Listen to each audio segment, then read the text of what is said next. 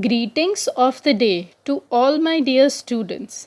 I hope that you all are good and safe at your home.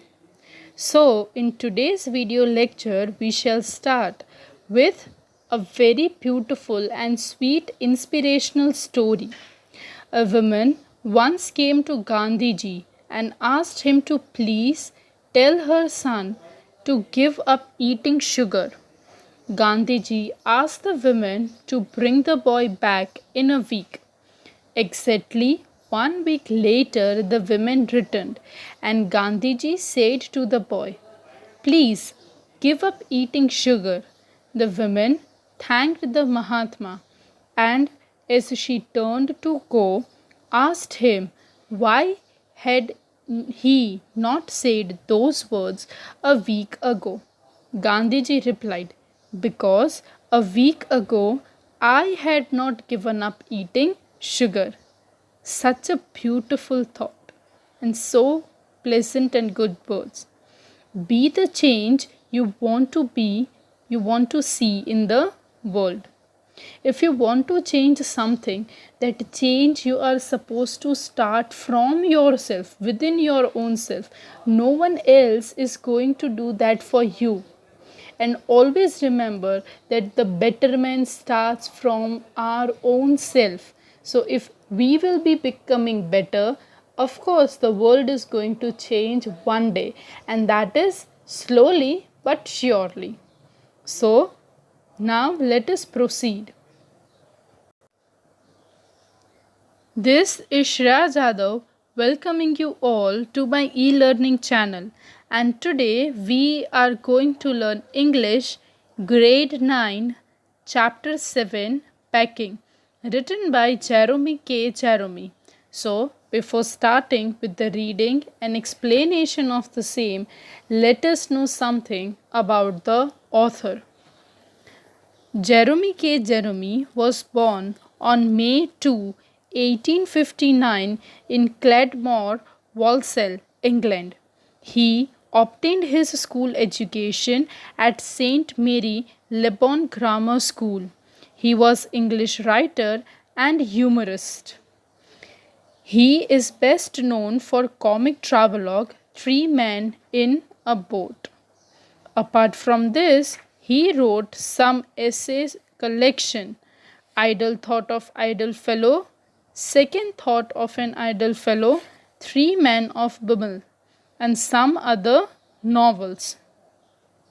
He breathed his last breath on June 14, 1927. Jeremy's father died when he was only 13, and his mother died when he was 15. He was brought up in poverty in London. Jeremy wished to enter politics or be a man of letters, but the death of his parents forced him to quit his study and find work to support himself. Introduction for answer. Dear students, always remember to start your answer with introduction. This creates a really good impact. So here it is. Prose name Pecking. Author's name Jeremy K. Jeremy. Genre short story. Summary. In the story, the author tells us that before starting any journey, we should plan and prepare well for it.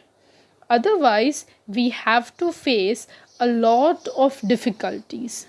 So, now let us move to the summary of the chapter. In the story Packing, the author Jeremy K. Jeremy tells us that before starting any journey, we should plan and prepare for it well.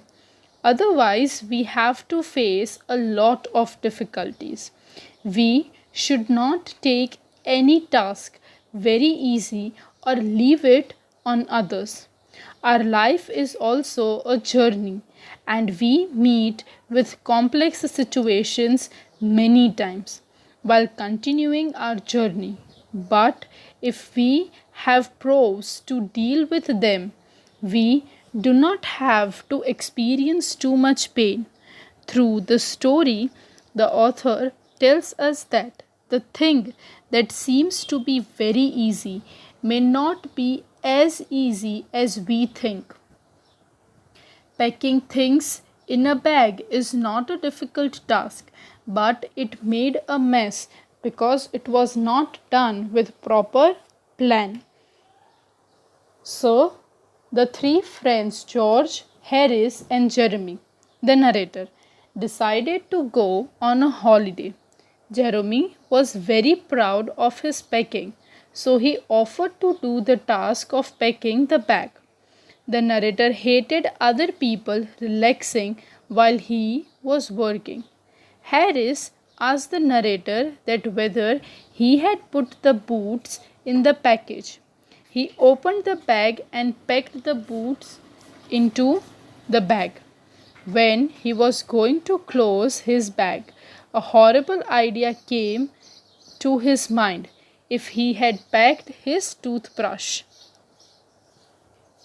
he turned everything. He found toothbrushes of George and Harris more than 18 times, but could not find out his toothbrush. He put the things back one by one. Then he found it inside a boot and packed the things once more. The bag finally got finished at 10:05 p.m. Now, the task of packing hampers was taken by George and Harris, on which narrator agreed. Both started packing in a cheerful nature, showing narrator how to do. However, according to narrator, Harris was the worst packer in the world. They broke a cup. Harris packed the strawberry jam on top of tomato and squashed it. George stepped on the butter. They packed the peas at the bottom and squashed them by putting heavy things over them. They upset everything. George got the butter off his sleeper and dragged it out all and put it down the chair. Harris sat on it and butter stuck on him. They searched the whole room but couldn't be able to find it. Lastly, George got round at the back of Harris and saw it. They got it off and packed it in a teapot. Thus, they made a mess. Montmorency, a pet dog, also disturbed them a lot. He came and sat down on things just when they were wanted to be packed. He put his leg into the jam and he pretended that the lemons were rats, and they got into the hamper and killed 3 of them before Harris could lend him with the frying pan. Harris said it was the narrator who encouraged the dog for these things.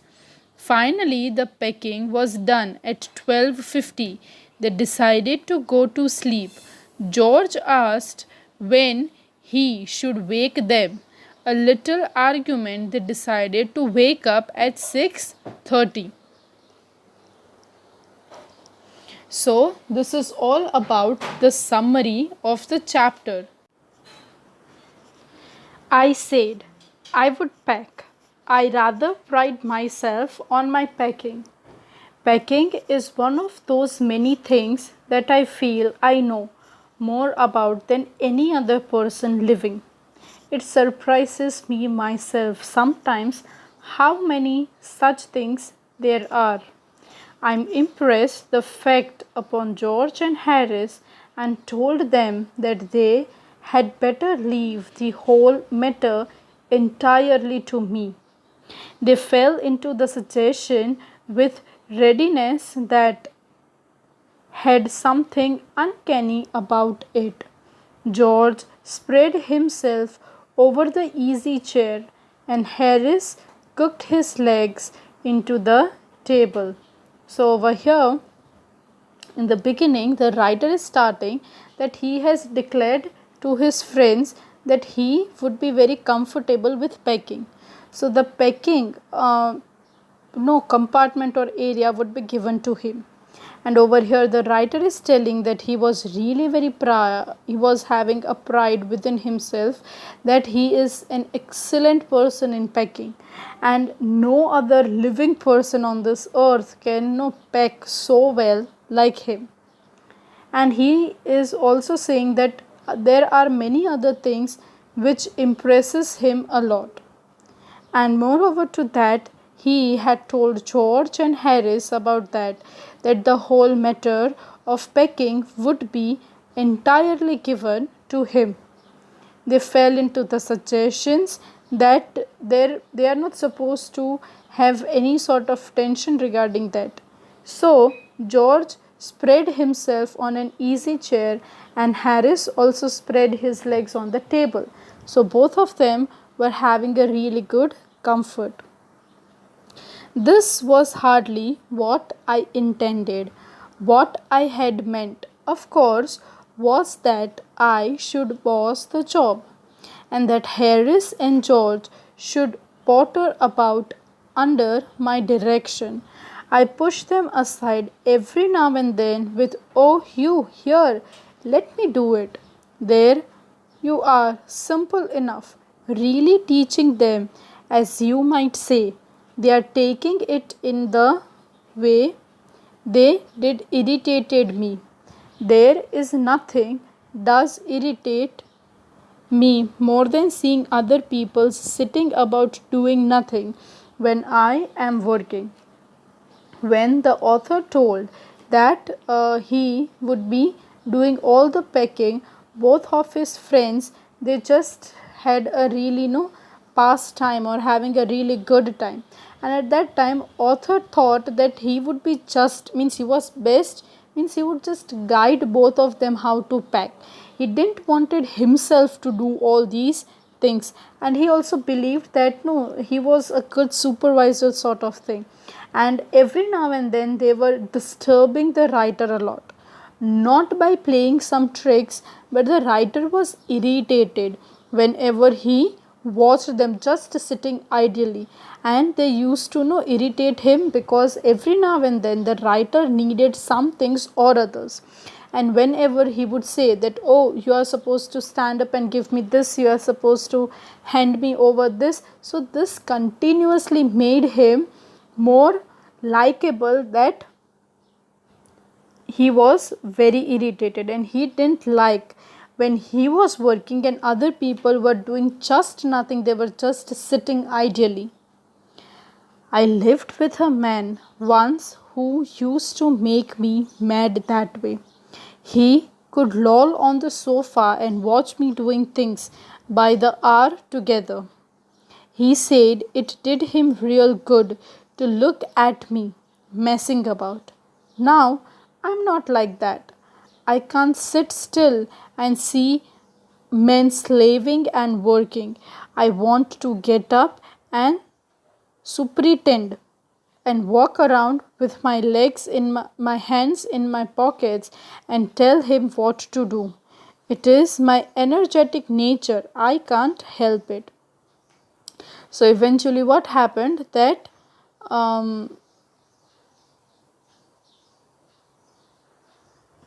the writer is sharing one of his experience that he used to live with one of the men who would not make him really angry, and that person would not just sit for hours on the sofa, and he would not keep on watching the author how mad and mess he would make while packing things, and that made him really very funny. And the author told that at initial stage he was a bit messy, but now he had become really very good enough. And moreover to that,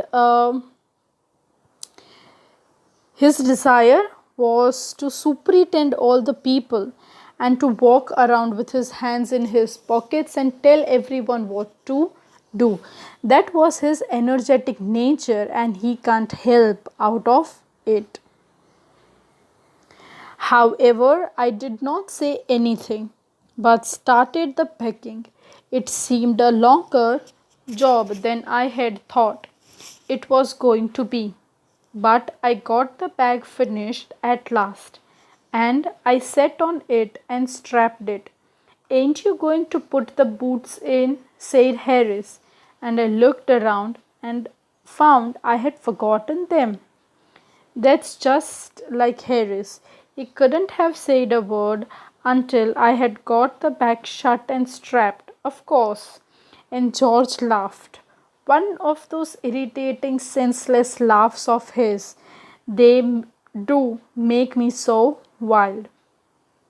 So now eventually what happened, that the writer thought that this packing would not take a longer time, but eventually it took a really long time duration, because packing was supposed to be done for 3 persons, and now it seemed that it was a long job, but somehow he finished. He closed the bag and he strapped it. And after completing everything, Harris told that, aren't you going to pack these boots inside? And when the author looked behind, at that time he came to know that, oh gosh, he had forgotten.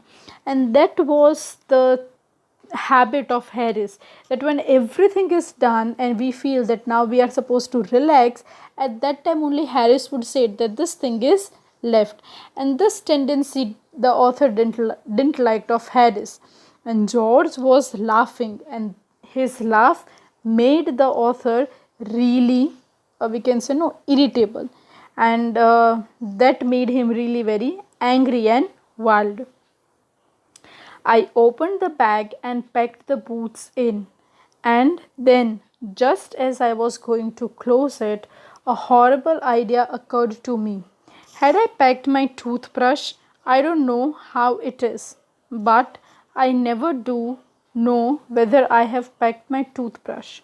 My toothbrush is a thing that haunts me when I am traveling and makes my life a misery.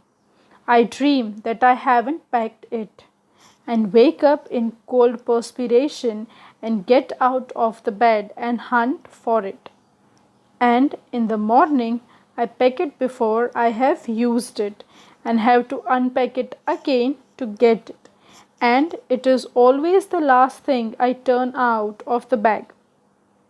And then I repack and forget it and have to rush upstairs for it at least the last moment and carry it to the railway station wrapped in my pocket handkerchief.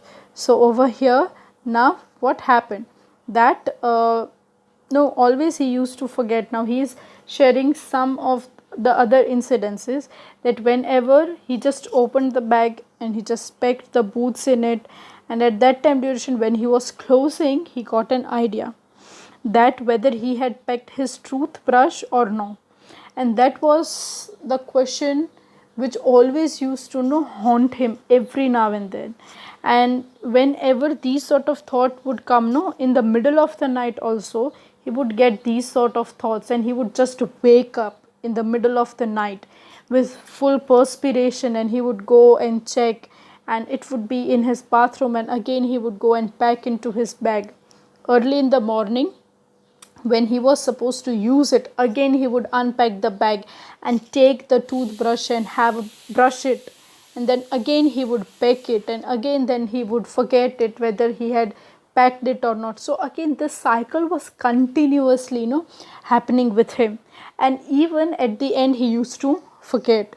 So there we can say that he didn't had any sort of proper analysis of how the things are supposed to be carried. Moreover to that, he was in so rush that he would carry the toothbrush to the railway station, and it would be wrapped up in a pocket handkerchief. Of course, I had to turn every mortal things out, and now, of course, I could not find it. I rummaged the things up into much the same state that they must have been before the world was created. And when chaos reigned, of course, I found George and Harris 18 times over, but I couldn't find my own. I put the things back one by one and held everything up and shook it. Then I found it inside a boot. I repacked once more. So now you can see this image that have all the three of them, no? In center you can see the author Jeremy is packing the bag and everything is been spread, and he was searching for his toothbrush. Now he had put it, he was searching for every little thing in the bag, the shoes and clothes and bottles and pouches, but from where did he eventually found his toothbrush? He found his toothbrush inside the boot, and when he saw, he again repacked everything. You can see in the picture describes everything, how everything is messed up, and how those two of his friends are no really teasing the author that he is not having the ability for the same. When I had finished, George asked if the soap was in. I said I didn't care a hang whether a soap was in or whether it wasn't. And I slammed the bag shut and strapped it, and found that I had packed my spectacles in it and had to reopen it. I got shut up finally at 10:05 p.m. and then they reminded the hampers to do. Harris said that he should be wanting to start in less than 12 hours' time and thought that he and George had better do the rest. And I agreed and sat down, and they had to go. So now what happened? Finally, everything was over. And no, George had that tendency of putting all things at the last. And then George asked that have you packed the soap in it or not? And at that time, the author became really very angry. And he told that he didn't care at all whether the soap was packed or not. And he just slammed his bag and shut it up and strapped it. And he found out that he had packed his spectacles inside the bag. And he again reopened it and he again shut his bag. And finally it was 10:05 p.m. and then there remained the hampers to do. Harris said that now they are means they are having less than 12 hours to leave, and then that they must sleep now because they need a good sleep. And they both agreed and they sat down. They began in a light-hearted spirit, evidently intended to show me how to do it. I made no comment, I only waited with the expectation of George. Harris is the worst packer in this world. And I looked at the piles of plates and cups and kettles and bottles and jars and peas and stoves and cakes and tomatoes, etc., and felt that the thing would soon become exciting. It did. It started with breaking a cup. That was the first thing they did. They did that just to show you that what they could do and get to you up interested. Then Harris packed the strawberry jam on top of tomato and squashed it. They had to pick out the tomato with teaspoons. So now it was the time for George and Harris to pack up the things. And at that time, the writer is telling that no, Harris was the world's worst packer. And moreover to that, they have no made up piles of each and everything of, we can say, of plates and cups and kettles and bottles and jars and peas and stoves, cakes, tomatoes, plenty of things. And then the author thought that something really interesting was going to happen. And it did also. And it started with breaking up a cup. And that was the first thing which broke. And then that fun and excitement started. That interesting thing began, yes? And at that time duration, Harris had packed the strawberry jam on the top of tomato. And all the tomatoes were squashed. And because of that thing, They were supposed to pick out the tomatoes with the teaspoons. Just imagine how awful and horrible everything could be. And then it was George's turn, and he trod on the butter. It didn't say anything, but I came over and sat on the edge of the table and watched them. It irritated them more than anything I could have said. I felt that it made them nervous and excited, and they stepped on the things and put things behind them and then couldn't find them when they wanted them. And they pecked the peas at the bottom and put heavy things on it and smashed the peas in it. So now you can see that how Harris and George, both of them are packing. Now eventually what happened, that they were supposed to pack the butter and peas and everything. Now it became very difficult for them to manage all things, because they had just put all things in a half-assed position. They didn't worried at all. They put all the things which were not easily mashable at the bottom, and they have put all the heavy things on the top of it. So over here they are been saying that the writer Jeremy didn't say anything, but it irritated them a lot, that without even saying, they felt that they were nervous as well as they were excited. They were stepping on one things or other. They used to put behind the things and they would forget it. They could not find it where they are supposed to keep it, and everything was such a mess in and around. They packed the peas at the bottom and put all the heavy things on the top of it, and they mashed the peas inside it, the bag. Again they removed everything, and again they were supposed to pack up all things, and this thing was continuously going on, and this made author laugh a lot at all the time. So you can see, how messed up they all were.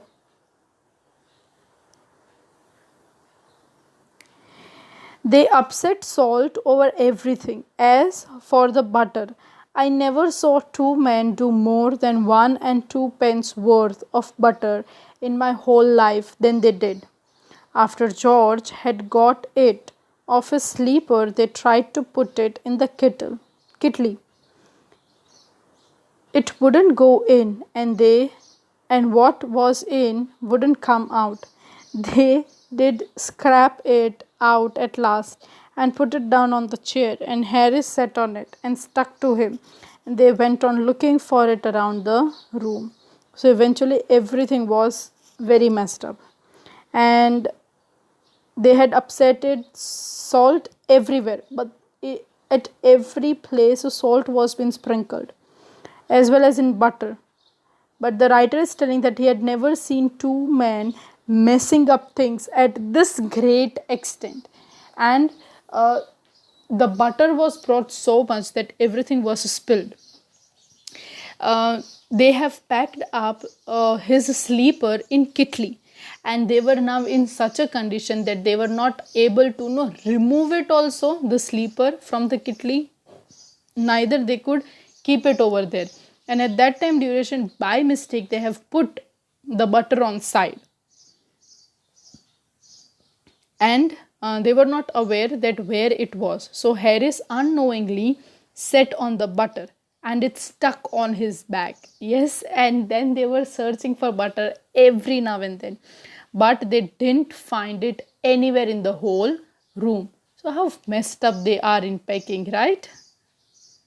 So, dear students, today we are keeping it till here. I hope that you have understood the chapter till here. Thank you for watching and have a nice day. In the next video, in part 2, we shall complete the chapter. Thank you.